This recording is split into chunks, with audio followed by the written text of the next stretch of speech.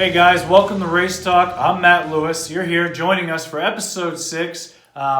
First, I want to start off like I do every episode. A big thank you to our group members. Welcome to all the new members. I think we've gained about 52 members in the last 3 weeks, and that's awesome. That's a huge number of growth, especially for as small of a group as we are. And that'll continue to evolve. The numbers will continue to go up. Material will continue to be posted. So for those who are new, I created this group to be a universal motorsports group, particularly because I was in a lot of other groups and it was almost like overpopulated. And you'd have your passionate fans, and then you'd have people that would, for some reason, join this group, not really watch racing, but have every opinion in the world.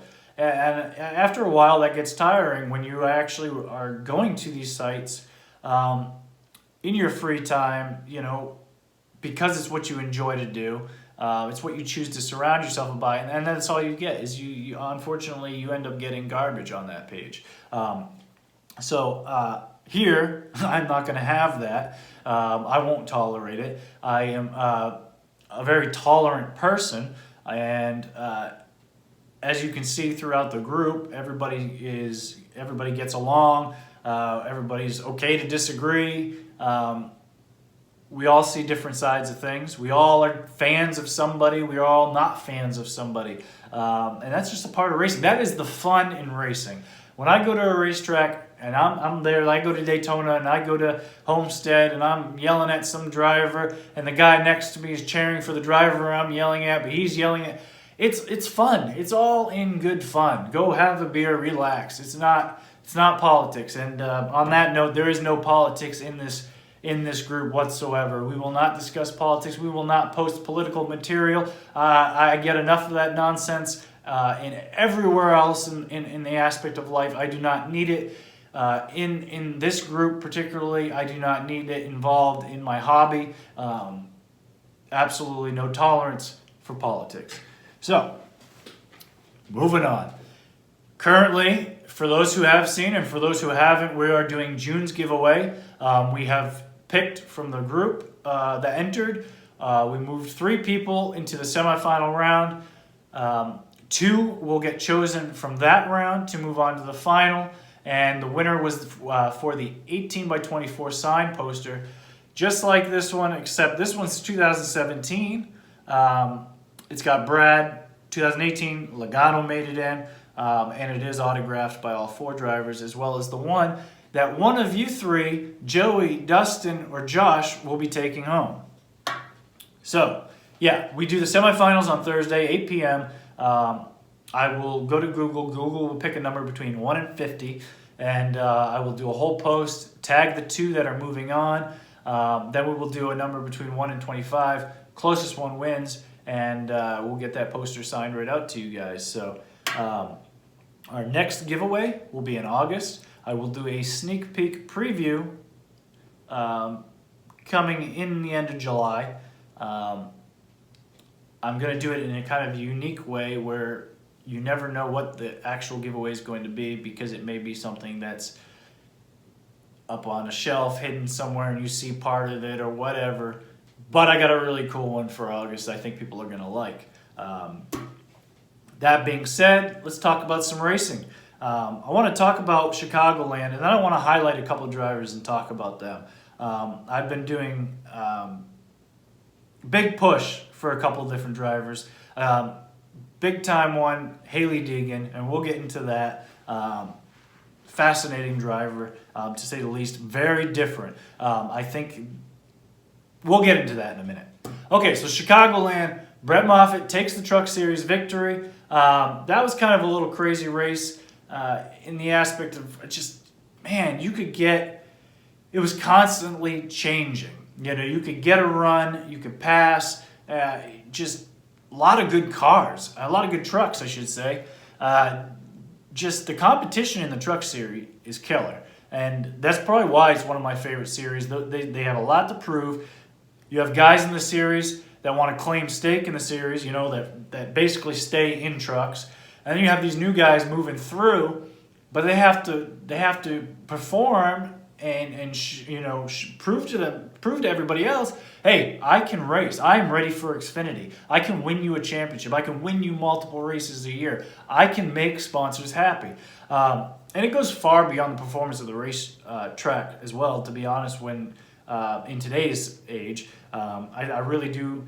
I know they look at social media, what's their following, what's their popularity, what's their personality like, where can they attract more people, things like that. So, so the truck race, like I said, one of my favorite series.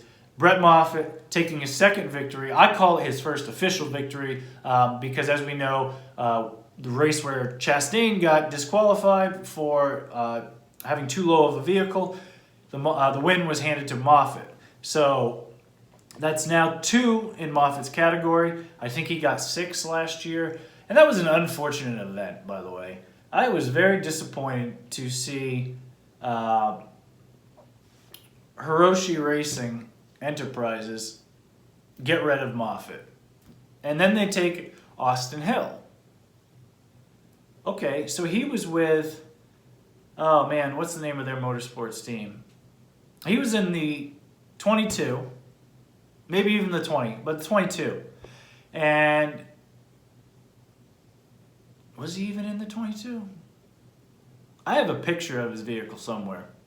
But anyways, so they get Austin Hill in there, who had a little bit of sponsorship, comes aboard, and he's been the talk of the race for the last 2 races because he's had issues with people. We saw what happened with Johnny Sauter. 3 weeks. Johnny Sauter gets retaliation during a caution, suspends him for a week. And then we go to the truck race. Now, I didn't see the footage of what actually happened, but from what I recall hearing is that he had pinned Enfinger into the wall. And Enfinger was not happy about that. He let Hill know that at the end of the race. And they had an exchange of words, as most probably people have seen the video that I posted up on the Facebook page, and I'm sure it's everywhere else as well. So Austin Hill's not making friends, but you're also not going to the racetrack to meet your buddies. That's not. You're there to win races, win championships. That's how you eat. That's how you support your family. You can't let those other guys really affect you. You got to be mindful of teammates. Sure. But beyond that, when that green drops, from that green flag to that checkered flag, you do what you got to do in an appropriate manner to get the job done. I think going with Hill I don't think was the best idea. Yes, we saw him win a race. It's one race. His consistency has been marginal. I'm going to say that. He's been up there in the top 10s, but he's not clicking off, 1, 2, 3. We saw Moffitt last year just come through and roll everybody over. So, I don't know. I don't think they made the right move there, but that gave GMS an opportunity to pick up a good driver. And now with the changes of the new crew, I think Moffitt now, 2 wins under his belt, the ball's going to start rolling. You might see a back-to-back champion with 2 different teams. And that would be really cool to see. Johnny Sauter, back in the race this week. Happy as can be. The week off, didn't faze him.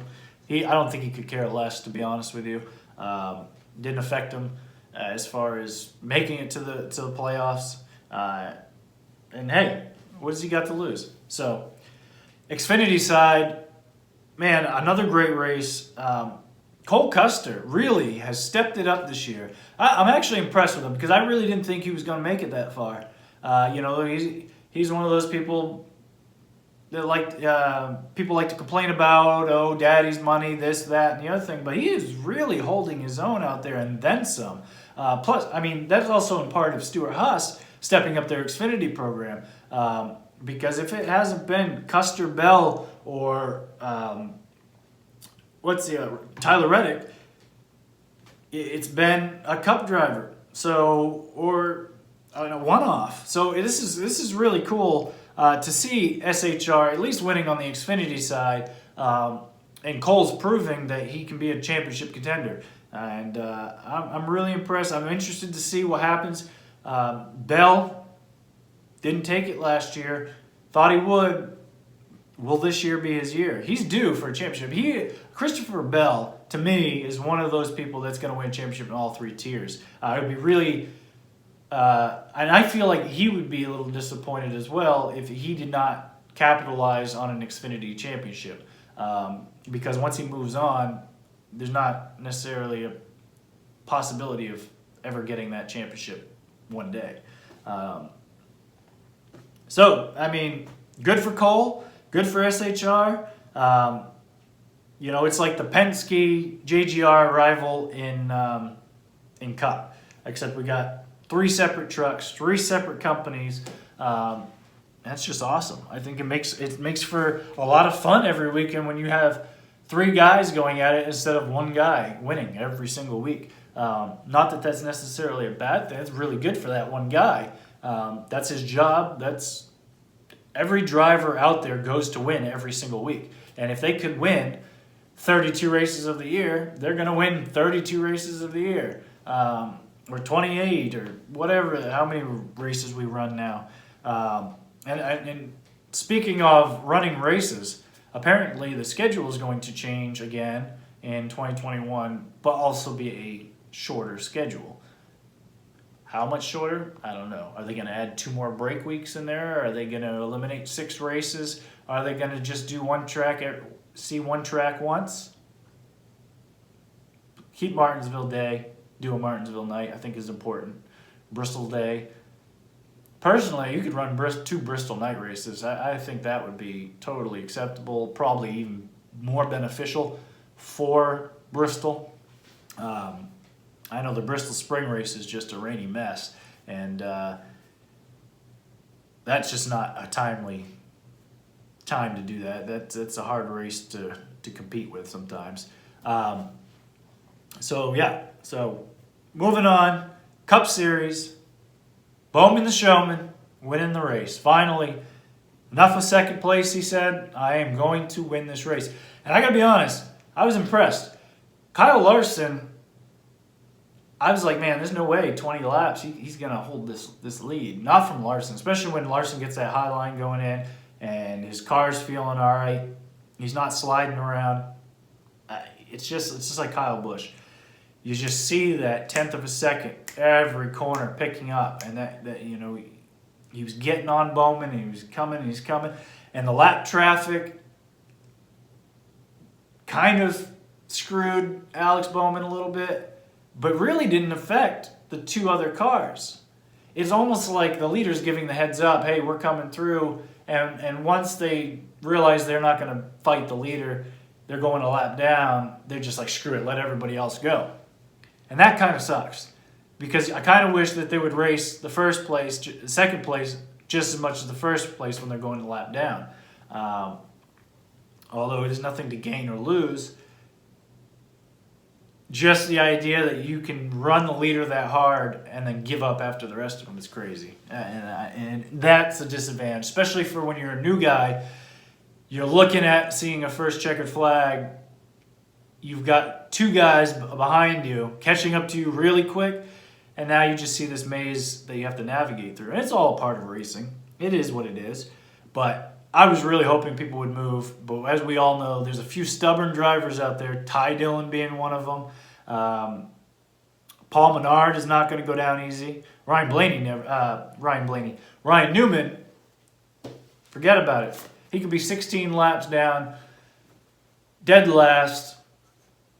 You're 15th place trying to pass him, and he's still going to knock your doors off and try to hold his spot for some reason. Nothing ventured, nothing gained, but for some reason I'm going to do that. And that's just the nature of racing. So, exciting to see Bowman. A lot of cool stats came out this weekend. I'm trying to remember all of them. One stat was that he is now finished in every position from first to 43rd when we had the 3 extra drivers. So he's finished in every tier. There was something about being 88,000th, like his 88,000th lap or something like that. I can't remember, but there was a number of 88 synchronicities that took place on that day as well, which was really cool. And I'll do a post about that later because I think there's an article I saw highlighting that. So we'll talk about that. Kyle Larson ran strong, second year in a row, finishing second, and what a strong performance. A good performance nonetheless. He needs consistency right now. So if he can line a bunch of top 3, top 5s up, man, he could be there in the playoffs. And I will say this. I do not think you want to get Kyle Larson at Homestead in the Final Four. He loves that track. He's fast at that track. I think 2017 he was way faster than 2018. But I think he could easily find that again, especially with the playoff packages they're using now and the fact that that race starts in the evening, starts in the day, and then ends at night. I think is going to be huge. So I really look forward to seeing how Kyle Larson pulls off the rest of this season. You know, we're now 9 races left until the playoffs begin. So there's going to be a lot of... The pace is going to be picking up here, starting with Daytona. Not only that, just the aggression. You know, Kevin Harvick needs a win. He's going to get it on points. He's going to get it on points. But that's not going to settle with him. He doesn't not only want to squeak by because of a point margin. He needs victories. All SHR needs victories. Again, I mean, without Bowman winning, you look and JGR and Penske are still running strong. Penske maintains over JGR this past weekend. Logano and Keselowski both finishing higher than JGR drivers. And, you know, one thing that started scaring me during this race, especially in the beginning, we saw a lot of tires go down. We saw Kyle Busch, Clint Bowyer, Kevin Harvick, Ryan Blaney have tire issues. Those are 4 that I know of due to non-contact. Tire wear, which was probably due to track temperatures, which were... the fact that all the rain came in, that storm, that unbelievable storm. How can I forget about that? Half the tents were blowing around in Chicago and just chaos. I actually am surprised that race even happened. Due to the weather report, it showed no window of opportunity from 2:30 in the afternoon till about 8:30 p.m. And however, I think we were racing about 4:30, if I remember correctly, and we got it on from there.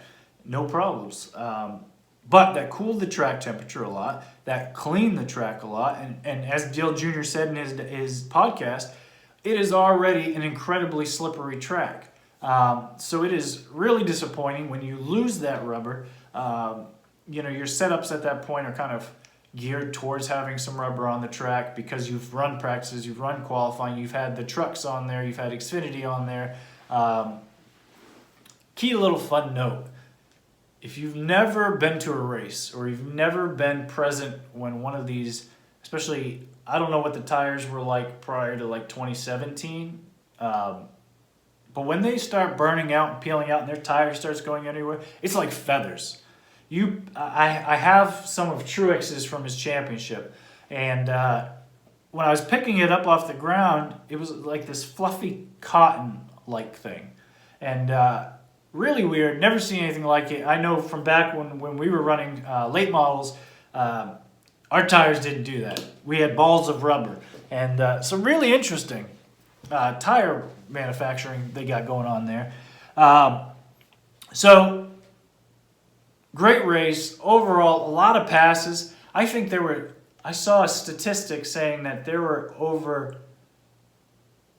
3,000 passes in Sunday's race and 30-something changes for the lead, if I'm correct. Don't quote me on any of that. I'm just remembering what I saw off the top of my head, and I'm pretty sure that was it. So we had 3,000-something passes within the field and 30-something passes for the lead. Or that's how many times the lead had changed hands, I should say, which is crazy. So I feel like I want to correct that and say there were 13 changes for the lead, but I can't remember off the top of my head. It's been a long day. So, one thing that they were talked about during Chicagoland, I don't know if anybody caught that, but during the broadcast, I believe it was Rick Allen said, talking about Stenhouse and how Stenhouse said that when it's Daytona, when he goes into Daytona, it is all or nothing.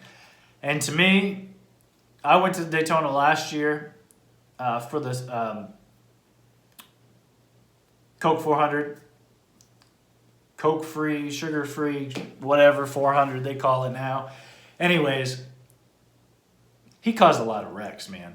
And I tell you, it was not pretty. And it's not that he can't race those tracks, it's that he just goes so hard, he doesn't think about what he's doing. Or the consequence of, hey, if I slip here, I'm going to slip big time. And then I might be all right because I can bounce myself off somebody else. But then I'm going to take out 15 other cars. And then I'm going to produce a whole lot of not happy drivers with me, as pretty much almost every time we go to a plate track. So that scares me. Like I said in the post, sounds expensive, but then makes it exciting. I just hope my driver is ahead of him.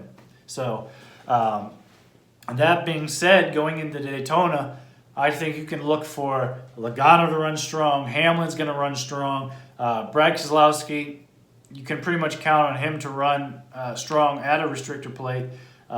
Chase Elliott, I think, is going to run strong. But I am picking Martin Truex to win Daytona.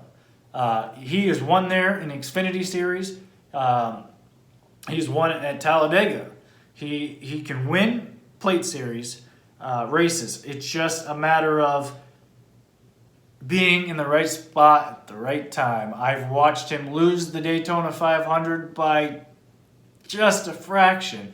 Last year, he was looking really good. I thought he was going to win it last year. However, with that package and the way momentum was shifting, it really didn't work out in his favor. But he runs really well there. And I don't think he gets enough credit for how well he does at a restrictor plate. Give him a fast car, get him to the lead, and he's going to do what Junior and Keselowski all have done within recent years. He's going to control those lines.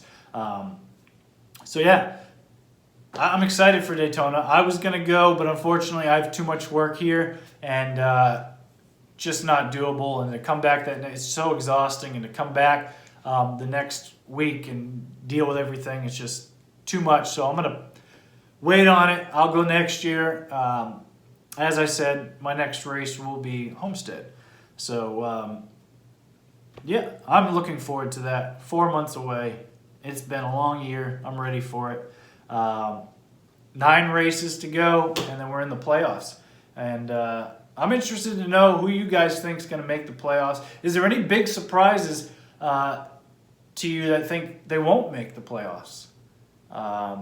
Or do you think the Final Four will be the same 4 guys? Just the only difference being which Penske driver and Martin Truex being with JGR as opposed to Furniture Row. So, and Harvick. I don't think Harvick might make it. We might actually see him for the first time in a few years not be in the Final Four, in the Championship Four. So, I don't know how many years he has left on his contract, but I'm curious to see if he does not really pull anything off this year, what happens with his seat. I do know Suarez and Clint Boyer are under this 1-year deal, so we'll see what happens with them.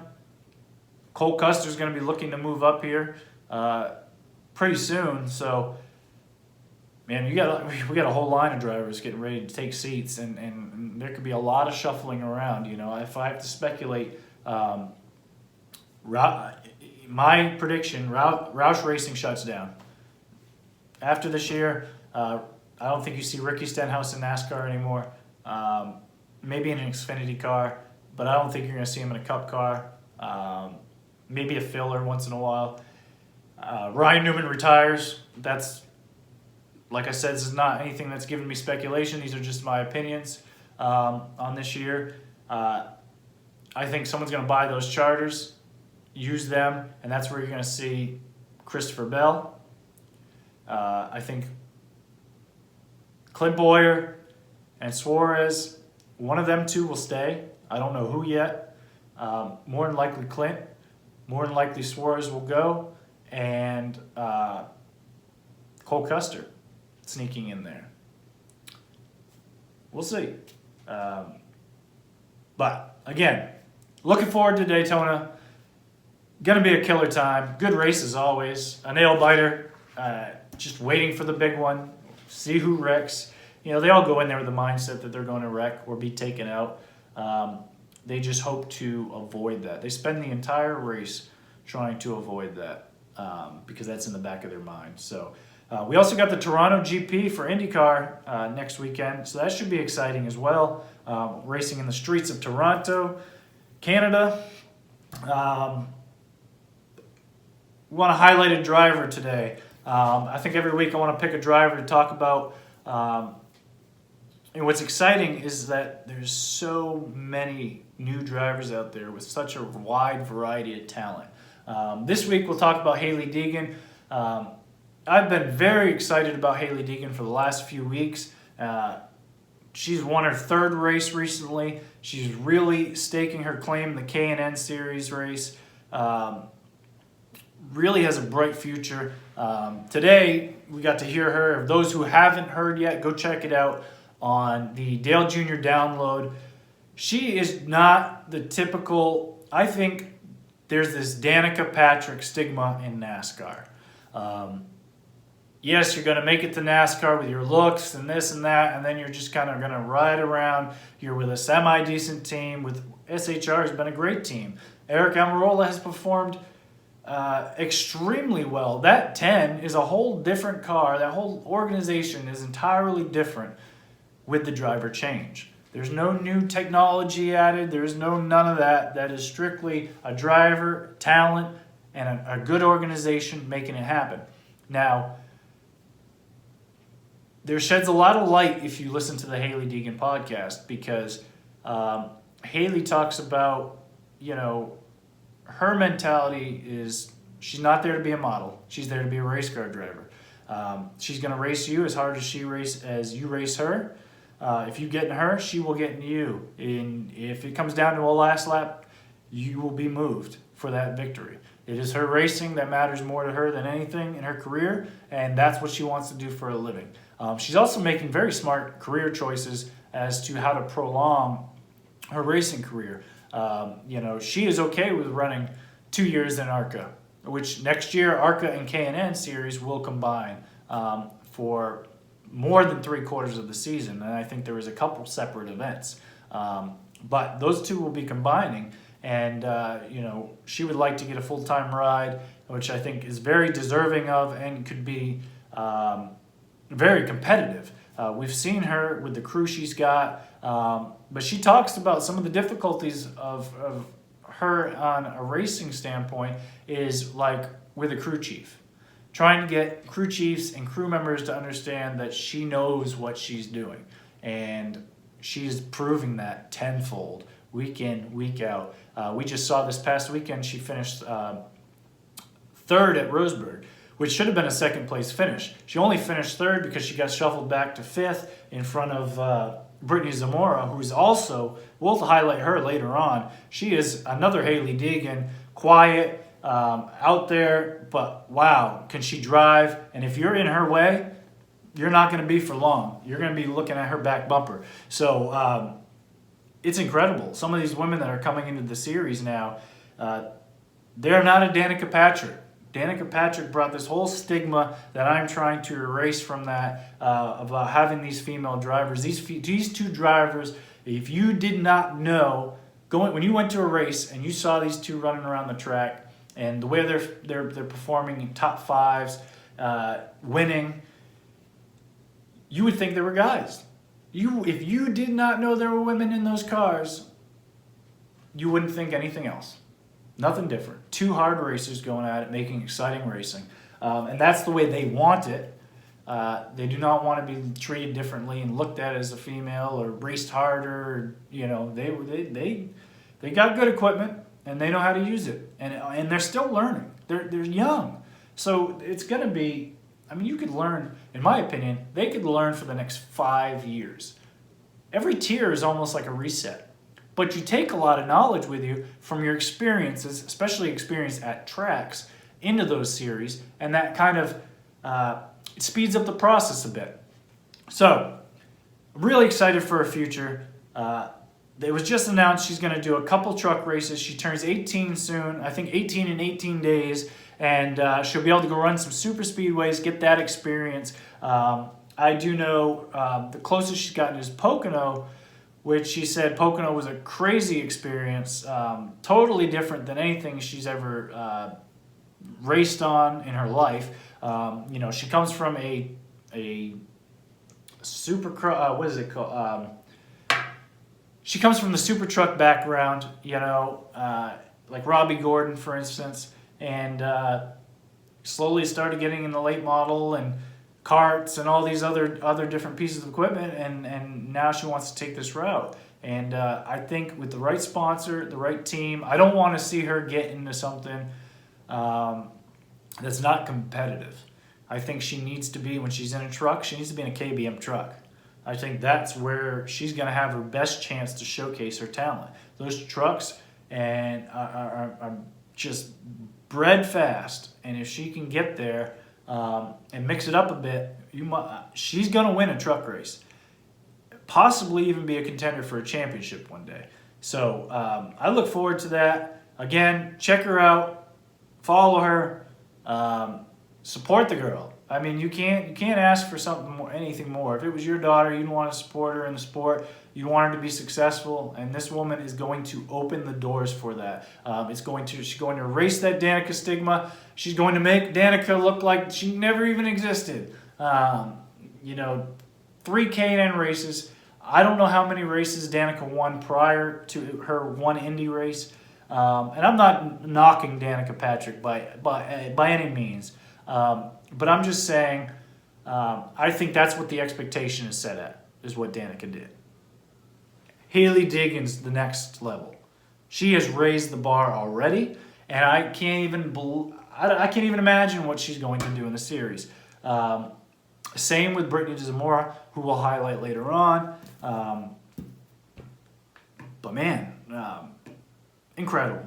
So, lots going on, lots happening, lots coming up. I'm excited. Thank you for tuning in this week, guys. If you had not had the opportunity, please go to the YouTube channel, subscribe, and become a member there. Thank you for the group, everything you guys do, all the material. I'm going to take a break now. It's been a long day, so I appreciate you. And I will see you next Monday, 8 o'clock for episode 7. Thank you.